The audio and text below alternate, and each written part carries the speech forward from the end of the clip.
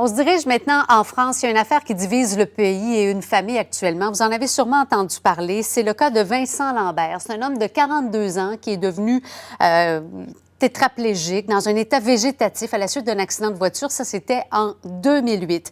La Cour d'appel de Paris vient d'ordonner la reprise des traitements qui avaient été arrêtés un peu avant, jusqu'à ce qu'un comité de l'ONU se prononce sur le fond. Ce qui se passe là-dedans, c'est que la mère de l'homme, les parents veulent pouvoir maintenir les traitements, le garder en vie, dans l'espoir que peut-être un jour il se réveille.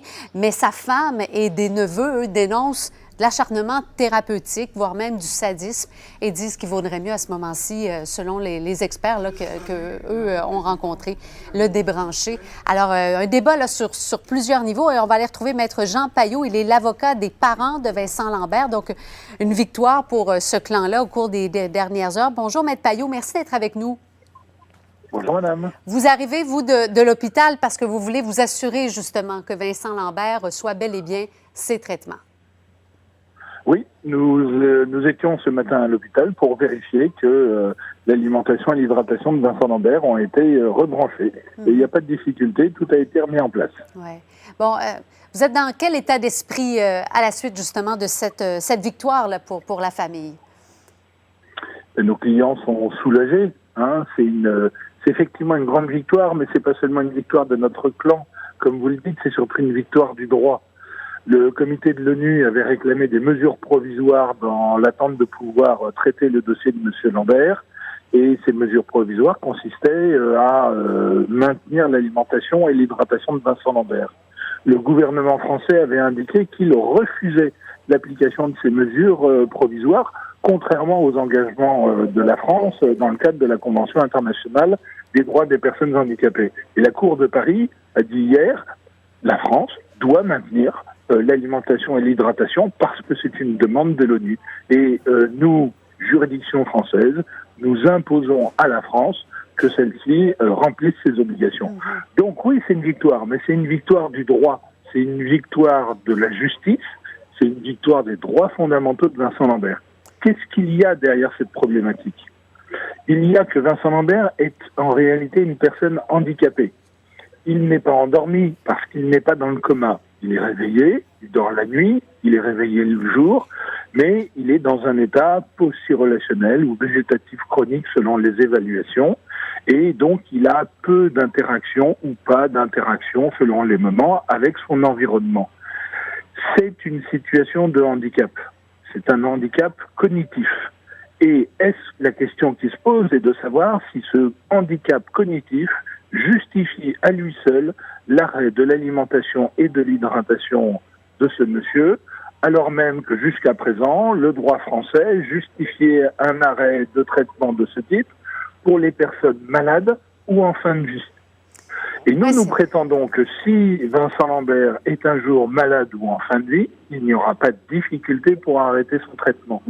Mais tant qu'il n'est que handicapé et qu'il n'est pas malade ou en fin de vie, il n'y a pas du tout de raison d'arrêter son traitement. Et ce traitement doit continuer, à défaut de quoi il y aurait une discrimination à l'égard d'une personne handicapée. Je le rappelle, ça divise la famille aussi parce que vous êtes l'avocat des parents, mais la femme de Vincent Lambert, elle, vous accuse d'être sadique là, en tentant de poursuivre ces traitements-là à tout prix.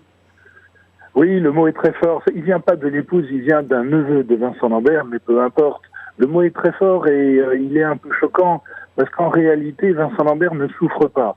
Et nous pouvons l'affirmer avec certitude à la suite de 2 expertises judiciaires qui ont eu lieu en 2014 et en 2018.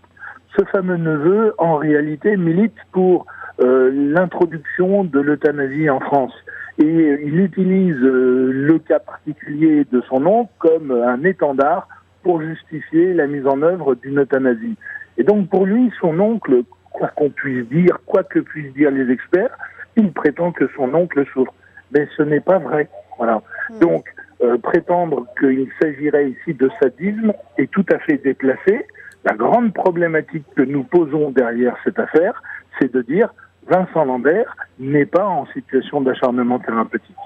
C'est une cause importante pour vous, pour la France, pour nous aussi, là, parce qu'on se met tous un peu à la place de la famille dans une situation comme celle-là. Ça nous invite à nous questionner nous-mêmes aussi là, sur nos volontés également.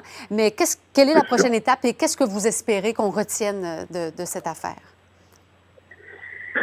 Il faut retenir de cette affaire que les personnes handicapées doivent être traitées différemment des personnes malades et des personnes en fin de vie. Et elles ne peuvent pas être mises sur un pied d'égalité. Il leur faut une façon de réfléchir ou d'évoquer des arrêts de traitement qui soient différentes et qui obéissent à des procédures éventuellement spécifiques. On ne peut pas les mettre sur un pied d'égalité d'une personne malade ou d'une personne en fin de vie. Ça, c'est la première chose. La deuxième chose, c'est qu'il faut être très prudent sur la façon de définir la notion d'obstination déraisonnable, qui est la notion juridique française, ou plus généralement la notion d'acharnement thérapeutique. Quelles sont les réalités médicales ou autres que médicales que l'on met derrière? Oui, il y a une volonté pressentie de Vincent Lambert de ne pas vivre dans cet état. Et c'est ce qui a justifié pour les juridictions françaises de considérer qu'il serait en situation d'obstination déraisonnable. Et la grande problématique, c'est que les experts judiciaires nous ont dit l'alimentation et l'hydratation entérale de ce patient ne constituent pas, en l'état actuel des choses, une situation d'obstination déraisonnable. Et ils l'ont dit en novembre 2018. Donc on n'est pas en présence d'une personne qui, médicalement, justifie une situation d'obstination déraisonnable. Si l'obstination déraisonnable n'est justifiée que par sa volonté, alors il faut en plus imposer des critères précis dans le recueil de cette volonté. Car dans notre cas particulier... Je vous rappelle que vous êtes l'avocat des parents de Vincent Lambert. Je vous remercie beaucoup d'avoir pris le temps d'être avec nous ce matin. Je vous en prie, madame. Bonne journée. Bonne journée.